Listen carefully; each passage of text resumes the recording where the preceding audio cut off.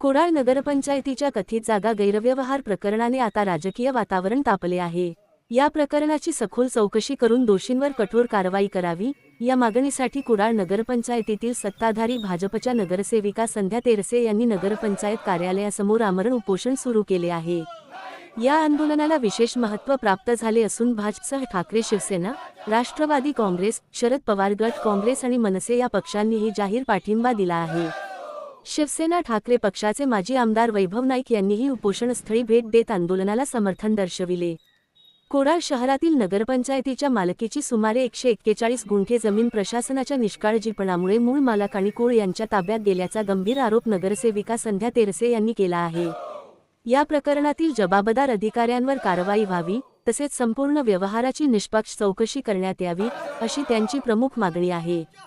दरम्यान, मुख्याधिकारी विनायक औंधकर यांनी उपोषणस्थळी भेट देऊन प्रशासनाची भूमिका स्पष्ट करण्याचा प्रयत्न केला।